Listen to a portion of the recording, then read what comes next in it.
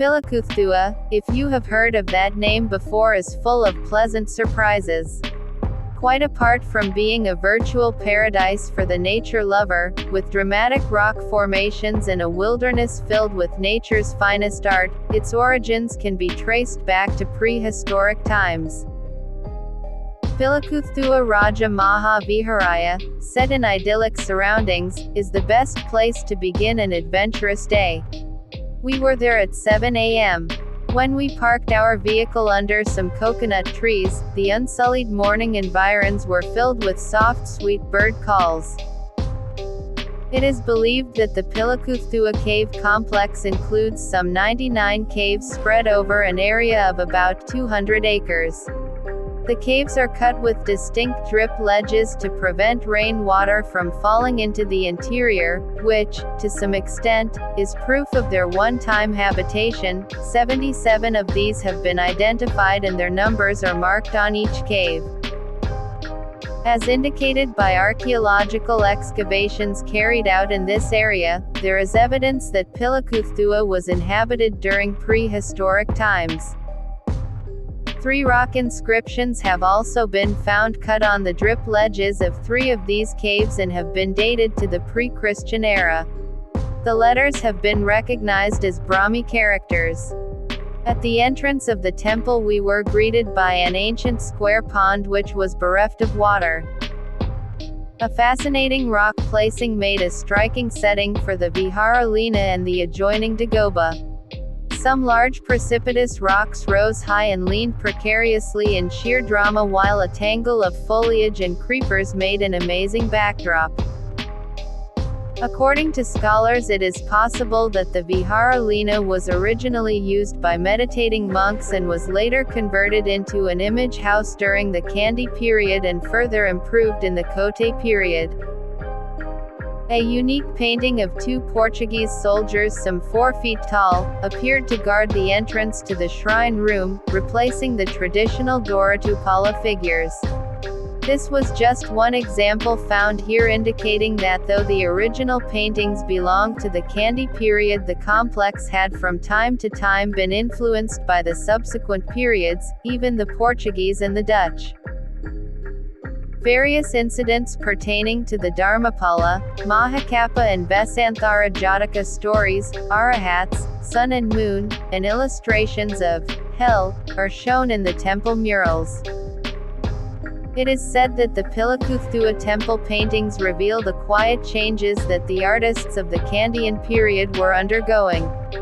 Even in the painting of a tree that is traditionally done in a geometric and a stylized manner, the Pilikuththuwa artist attempts to introduce the aspect of realism by painting the jack, mango, breadfruit and plantain fruit in easily recognizable artistic forms. Another striking and spectacular part of the paintings are found on the ceiling of the rock cave. The canopy is decorated with lotus flowers in full bloom and their tendrils winding around. The 12 lagnas of the astrological chart along with their symbols are also featured in the artist's own individual style. The color combinations and designs are pleasing to the eye. The image house includes an image of a reclining Buddha and the images of gods Vishnu and Natha. Another smaller image house, the Devala, situated on a higher ground, includes paintings and a Buddha image of recent origin.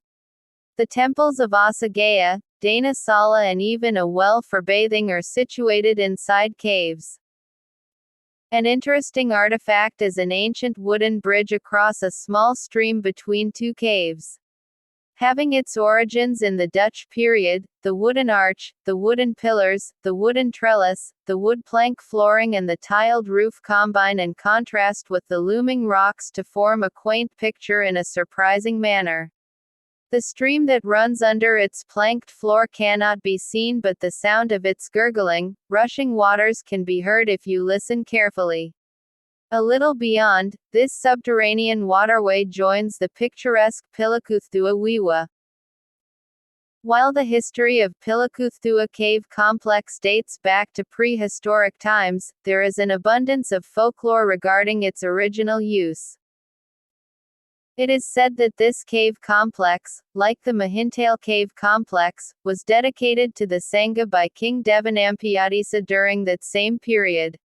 It is also attributed to King Valagamba, who is said to have used these precincts as a sanctuary when he was fleeing the Cholan marauders. It is also believed that the latter used this hideout when rounding up his army. Yet another story refers to the distressing reign of King Raja Singh I of Sithawaka when Buddhist monks were persecuted. The origin of the name Pilikuththuwa is also very much debated. It is believed that it originated from the word Pilikuththuwa. Some believe that in ancient times this village had supplied clothes, apparel to King Valagamba and hence came to be named Pilikuththuwa, as Pili, in Sinhalaː means clothes.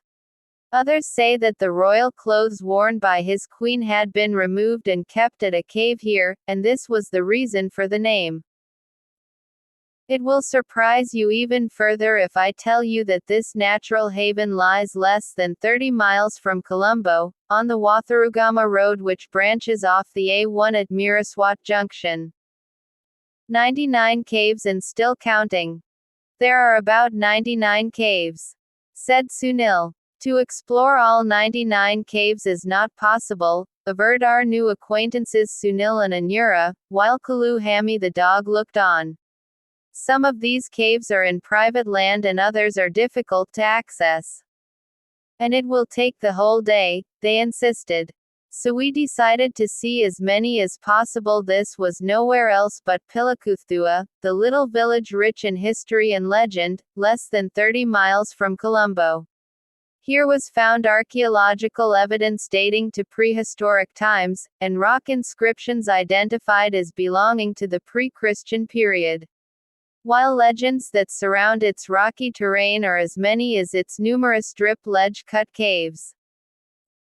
It is believed that the Pilikuththuwa cave complex includes some 99 caves spread over an area of about 200 acres.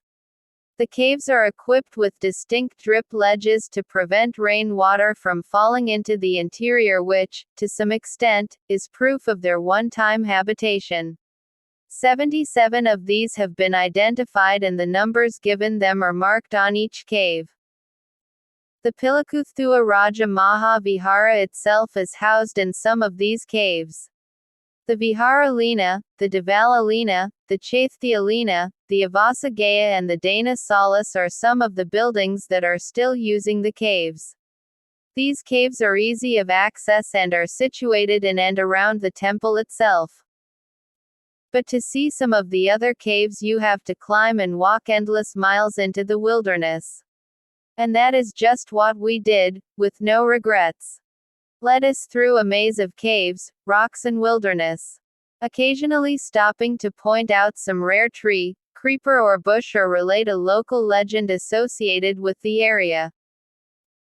At times we climbed uphill and at times we walked downhill, at times on rocky plains at others on dank earth. Sometimes our path was shaded by a canopy of tropical growth and sometimes we stood and looked down over their sea of endless crowns. And I completely lost my bearings. From time to time we emerged onto a cliff or summit and the distant hills gave us some idea of our position, but it would have been far more interesting if we had brought a compass. We walked, climbed, jumped, hung and crawled, from rock to rock and from mountain to valley. At one point we could get from one giant rock to the next only by way clinging onto its sheer surface with the aid of a typical Tarzan creeper. At another point there was an option, thank God, between swinging along on overhanging creepers and crawling through a bat-infested cave. I chose the latter. Now, when I think of it, I can't believe I did it. An interesting cave we came across was locally dubbed Thapagala Lina. The rock formation was such that it formed a large, airy and ideal habitation. But what was unique was the almost circular hole, that was found at one end of the roof at the height of approximately 7.5 feet from the floor. The cave itself is said to be situated in a highly secure position overlooking a wide area. And this is basis for the local legend associating it with King Valagamba, who is said to have used these precincts as a sanctuary when he was fleeing the Cholan marauders. It is of further interest to note that archaeological excavations carried out here in 1995 have revealed some colored beads and pottery dating to the early periods and coins belonging to the Polonnaruwa and Dambadenia periods. Another cave with tough access revealed a rock pool. We climbed down the side of a huge boulder, beating back the thick scrub and even some thorny bushes. Apart from getting scratched, scraped and bitten all over by some insect, it was worth the while, for the cave housed a rock pool with a smooth roof curving over and protecting it in a delightful manner. And yet another cave could be accessed only by climbing up to it along the creepers that hung downwards from its roof. This was attempted only by the men in out party. And thankfully it was not on the way to the next cave. So I could easily ignore it. In fact, every cave we passed through had its own awesome positioning and rugged beauty. The rock formations that aided the creation of the caves were incredible works of Mother Nature. It was like walking through chamber after chamber of granite marvels. While the granite alone caused wonderment, the variety of the tropical tangle that sheathed every possible nook and corner added to it, creating a perfect wilderness picture of an environment formed over eons. And this is what I love so much and what makes places like this unique to our little island.